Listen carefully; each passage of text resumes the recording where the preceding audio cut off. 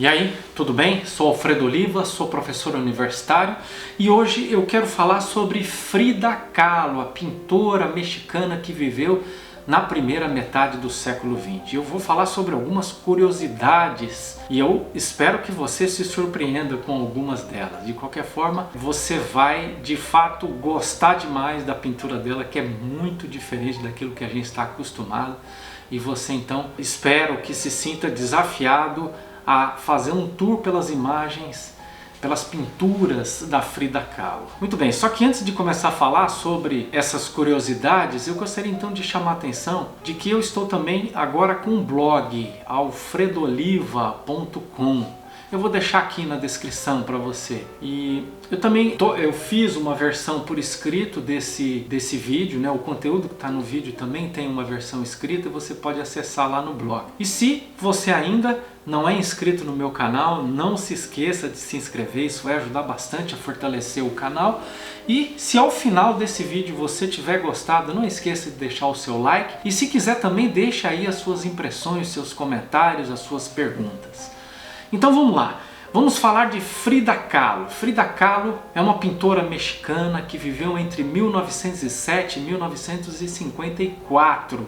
Teve uma vida relativamente curta e nós vamos falar um pouquinho também por que ela teria tido uma vida tão curta assim. Mas vamos começar a falar sobre a vida afetiva de Frida Kahlo. Ela foi casada com Diego Rivera, também pintor muralista, né? Pintava murais, pintava painéis grandes que ficavam em espaços públicos, né? Ele foi um pintor também relativamente bastante conhecido, embora em um determinado momento da vida a fama da Frida Kahlo vai suplantar a fama do seu marido. Ele era relativamente mais velho que ela, eles viviam uma relação de amor e ódio, ou seja, não conseguiam fluir nessa relação, mas também não conseguiam viver um sem o outro, né? Então há muitas histórias de casos, tanto por parte do Rivera quanto também por parte da Frida Kahlo. Aparentemente o Diego Rivera tolerava os casos dela, especialmente quando ela tinha algum caso com mulheres, e ela também tolerava os casos dele, mas ficou muito magoada, muito ferida, muito aborrecida quando ficou sabendo que ele mantinha um caso com uma de suas irmãs, né? Então talvez para ela tenha sido demais uma relação com uma pessoa tão próxima assim. A segunda curiosidade é que Frida Kahlo é, vamos dizer assim, uma pioneira em vários aspectos na sua vida pessoal. Eu diria assim, a gente poderia dizer que ela viveu uma feminilidade alternativa, seja no sentido de que ela foi uma mulher bastante autônoma, né? A despeito de ter vivido na primeira metade do século XX, ela é até hoje considerada um ícone do feminismo, né? Um ícone da luta feminina, exatamente porque era uma mulher com muita personalidade, uma mulher autônoma, uma mulher disposta a experimentar não só a vida profissional, mas também na vida afetiva. Há indícios, né, de que ela mantinha casos com mulheres, né, mas ela naturalmente era casada e também tinha, além do marido, tinha também alguns casos com homens, né? Então a Frida Kahlo seria hoje, né, designada, ou seria uma pessoa que se assumiria como bissexual, ou seja, uma pessoa que se sente confortável, seja numa relação com homens ou com mulheres, ou seja, é indiferente se está dentro de uma relação com um homem ou com uma mulher, né? Além disso, naturalmente, ela procurou viver de forma autônoma, né? Então mantinha um relacionamento estável com o marido, com Diego Rivera, mas tinha independência financeira, tinha uma relação um pouco mais complicada do ponto de vista afetivo, porque ao mesmo tempo que dependia, que curtia a relação, ao mesmo tempo mantinha casos extraconjugais, e ele também. Então parece que tinham aquilo que hoje a gente também chamaria de casamento aberto.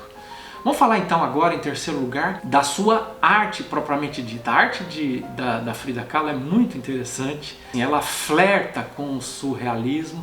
Essa é uma discussão se Frida foi surrealista, ou seja, se ela estaria ligada ou produziria um tipo de pintura que poderia identificá-la como uma pintora surrealista. Isso, por exemplo, porque um dos ícones do surrealismo, né, André Breton, visitou Frida Kahlo, conheceu, a convidou para ir a Paris para fazer exposição, identificava Frida Kahlo como uma surrealista e parece que a Frida Kahlo resistia a se auto-identificar como surrealista. Às vezes ela brinca com isso, às vezes ela até expressa de forma hostil essa designação da arte dela como sendo uma arte surrealista. Parece que a razão é relativamente simples. Ela não pintava devaneios no sentido puro, estrito sensu, né? Ela fazia fundamentalmente autorretratos, né? Vamos dizer assim, quando a gente começa a olhar a obra da Frida Kahlo, há muitos autorretratos e há uma razão para isso, né? Em princípio as pessoas poderiam achar que isso seria por narcisismo, mas eu acho que não, né? A Frida Kahlo começou a pintar em função de um acidente que ela sofreu, e a gente vai falar daqui a pouco sobre isso, e então ela colocava espelhos no dossel da sua cama para poder ver o próprio rosto, e começou então a desenvolver uma habilidade para pintar o seu próprio rosto, seu próprio corpo, né? Lógico que não é apenas por isso, mas ela tinha uma razão para pintar o seu próprio rosto, né? Quer dizer, na impossibilidade de ter modelos disponíveis ou pessoas disponíveis por horas e horas e horas, ela que precisava ficar acamada durante muito tempo, certamente uma solução mais fácil era pintar a si mesma do modo como ela podia se olhar no espelho. Ela naturalmente rompe um pouco com a realidade, mas eu diria assim que ela não rompe completamente com a realidade como fazem os pintores surrealistas, né?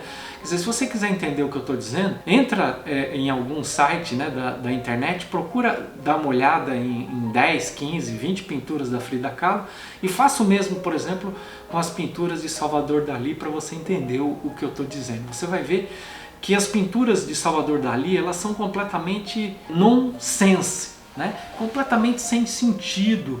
E há um aglomerado de imagens que você não consegue fazer uma conexão racional entre elas. Quando você olha para as pinturas da Frida Kahlo, elas têm sempre algum sentido. Eu diria assim que ela se aproxima muito mais de uma pintura de caráter simbólico, ou seja, não no sentido que ela fosse também uma pintora simbolista, mas no sentido de que alguém que se expressava por intermédio de símbolos. E você então vai conseguir perceber essa riqueza de símbolos na pintura dela. Uma quarta então e última curiosidade sobre Frida Kahlo é exatamente sobre o seu corpo ferido, o seu corpo frágil e ao mesmo tempo a fortaleza desse corpo, porque Frida Kahlo teve na infância paralisia infantil e isso limitou o movimento de um dos seus pés. Mas no final da adolescência, início da juventude, ela sofreu um acidente bastante grave, né? Um ônibus que a trazia de volta da escola colidiu com um bonde e foi um acidente bastante grave. Algumas pessoas morreram, várias outras ficaram gravemente feridas, dentre elas Frida Kahlo. Isso naturalmente levou a Frida a ter uma vida bastante limitada, a fazer inúmeras cirurgias, a ficar muito tempo acamada, a chegar um momento da vida que só conseguia se locomover por intermédio de cadeiras de rodas. Isso que colocava um certo limite para o seu corpo é também aquilo que potencializou a sua criatividade no meu modo de ver, né? Isso porque a Frida Kahlo começou a pintar exatamente porque ficava muito tempo parada na cama e procurou encontrar algum passatempo para exatamente diminuir um pouco o tédio de ter que ficar muito tempo, né? Chegava a ficar meses na cama. Então ela começou a pintar em função disso. Parece que toda essa dor que ela sentia, todo esse sofrimento, ele é amplamente tematizado nas pinturas dela. Então é um sofrimento que produzia uma criatividade, né? Então é muito difícil imaginar Frida Kahlo sendo Frida Kahlo sem esse corpo ferido. E pensar que esse corpo que está ferido é ao mesmo tempo fragilizado e ao mesmo tempo um corpo fortaleza, porque essa dor é a dor que conduz à criatividade. A gente vai ver isso, mesmo acontecia, né, com Van Gogh, embora não tivesse nenhum ferimento no corpo, era alguém provavelmente com a alma bastante ferida, e essa alma ferida também produzia muita criatividade no Vincent Van Gogh, né? Então, o fato é que o desconforto é para muitas pessoas, uma fonte importante de criatividade. Foi assim com Frida Kahlo, né? A gente não sabe se fica triste porque ela teve uma vida curta, se a gente fica triste porque ela sofreu tanto, teve um corpo que levou um sofrimento muito grande, ou se a gente fica feliz que tudo isso levou Frida Kahlo a ser uma mulher incrível, uma mulher diferente, uma mulher extremamente criativa. Tá bom? É isso que eu tinha para dizer hoje sobre Frida Kahlo. Espero que a gente se encontre novamente em um outro vídeo. Um abraço e até lá!